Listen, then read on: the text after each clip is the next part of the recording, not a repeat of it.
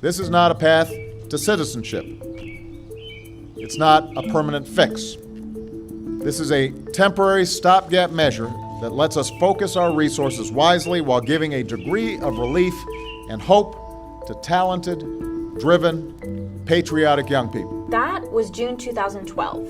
The Deferred Action for Childhood Arrivals program, commonly known as DACA, was born through an Obama executive action to protect hundreds of thousands of young immigrants, sometimes known as dreamers, from deportation. For many of us, DACA changed our lives in so many ways. But it didn't last. I'm here today to announce that the program known as DACA that was effectuated under the Obama administration is being rescinded. And with that, the Trump administration ended deportation protections and work authorization for undocumented immigrants who arrived to the U.S. as children. And it's been a battle ever since. No hate, no fear. Immigrants are welcome here. So how did we get to a point where the protection of hundreds of thousands of immigrants could be undone? Today we know that lower court rulings brought DACA back to life, at least a little bit. They said the Trump administration could not end the program and allow DACA recipients to continue renewing their status, though no new applications are being accepted. Now, the latest development in the DACA narrative is that its fate will be decided by the Supreme Court this November. They agreed to hear oral arguments challenging the termination of the program. But before we get to that, we need to do a quick recap on what DACA is and who the Dreamers are. Essentially, DACA is the latest iteration of a nearly two-decade movement of undocumented youth fighting for legal status in the United States. This began in 2001 when a bill called the DREAM Act was first proposed in Congress, and it sought to provide a path to citizenship to a group of immigrants who entered the United States as children. Since they arrived as kids and arrived as undocumented with their parents, it is generally believed that under our law, we don't hold kids responsible for the actions of their parents. So at the time, if you entered the U.S. when you were under 16, had been here for 5 years, were in school or had a high school diploma or GED, and had no criminal record, the DREAM Act sought to provide you a path to citizenship on the condition that you pursue higher education or serve in the military and maintain, quote, good moral character. That bill didn't pass. It actually never has. There have been at least 21 versions and revisions of the DREAM Act since 2001. But a movement did grow, one where young people who became known as Dreamers garnered widespread sympathy and bipartisan support on the premise that they were deserving of legal status. These claims, which isolated them from the larger undocumented immigrant community, later came back to haunt them. We created this sense of urgency about Dreamers, but at the expense of throwing our parents under the bus. And that was for a long time until we realized that, you keep growing and you see the sacrifices that many of our parents did, and seeing that, just because we're fighting for one cause, that doesn't mean that we need to throw our parents under the bus. And let's remind ourselves, like, the original Dreamers are our parents. But we can come back to this later. The closest the bill ever came to pass was in 2010, when it passed through the House of Representatives, but was just 5 votes short of getting through the Senate.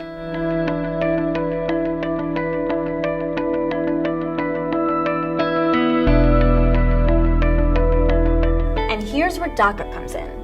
Effective immediately, the Department of Homeland Security is taking steps to lift the shadow of deportation from these young people.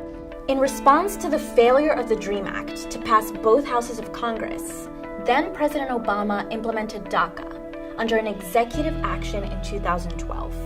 That began the movement that from Dreamers became the DACA movement.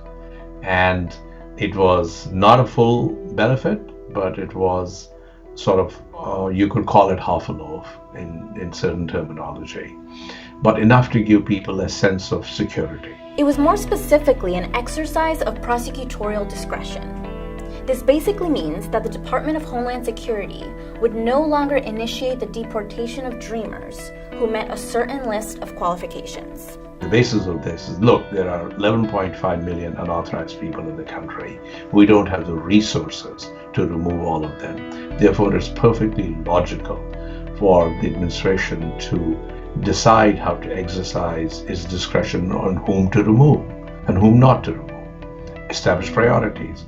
It was no DREAM Act because it didn't provide any pathway to citizenship, but it did allow this group of immigrants to legally work in the US, obtain driver's licenses, and essentially plan their lives without the constant threat of deportation.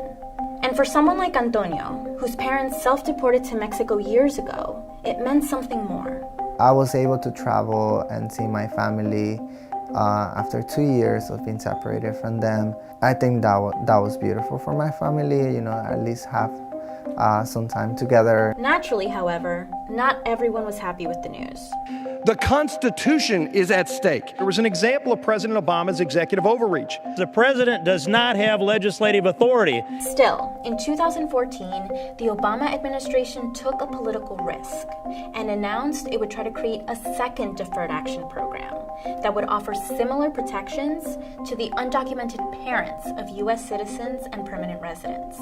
This program became known as DAPA.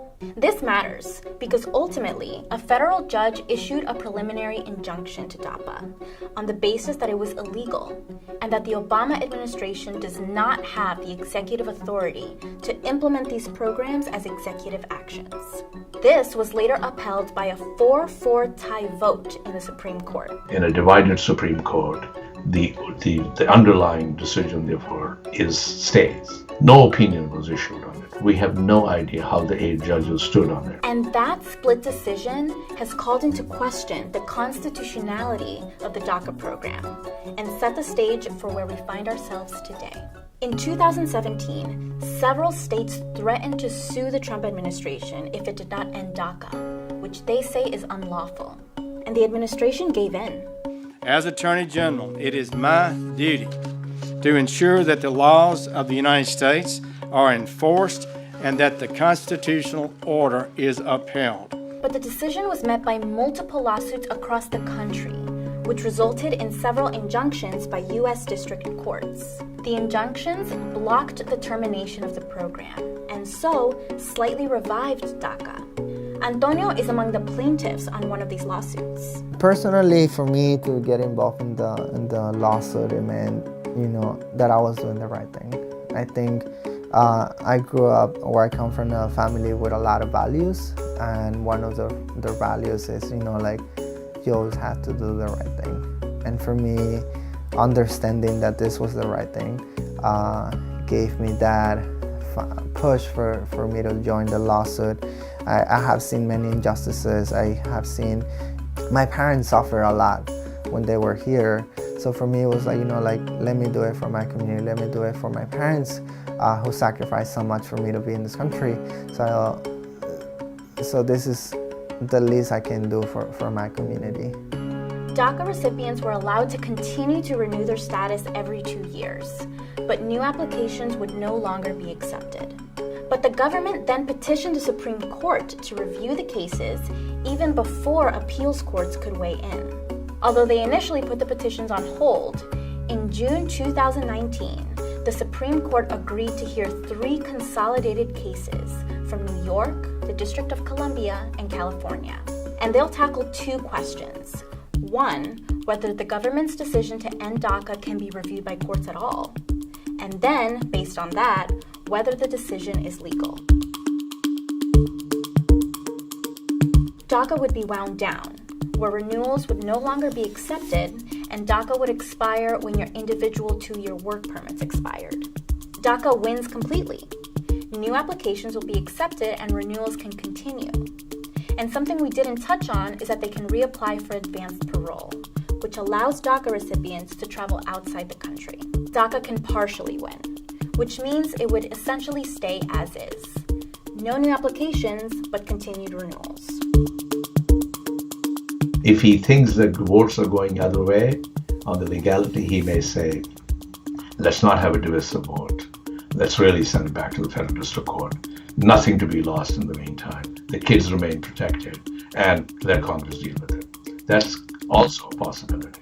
The decision won't actually be known until next year, between January and May of 2020. Only the hearings will take place in November. So it's actually important for current DACA recipients to know that they should renew their applications by December, no matter how much time they have left on their current permits. This way, if DACA is partially lost and wound down, they have the maximum amount of time left on their permits. However, if the court rules in the Trump administration's favor, nearly 700,000 DACA recipients will essentially end up in the same place as they were before Obama's 2012 action, with the future of millions of undocumented immigrants remaining in uncertainty. Whether we win this DACA fight or lose, I think we need to acknowledge for the power and resilience that our parents have taught us over the last few years. Antonio says Dreamers are ready to fight for the rights of all immigrants and not repeat the same mistakes of their past. I think something for us that we were able to realize over the last few years is that, we shouldn't be sacrificing our dignity for a piece of paper. I think our dignity and our human capacity goes beyond of a 9-digit piece of plastic. I think something that we're fighting at the end of the day is more for the respect and dignity that our ancestors taught us how to fight. Although Trump has tweeted that he would be open to a bipartisan deal if the Supreme Court rules in his favor, we'll just have to wait and see.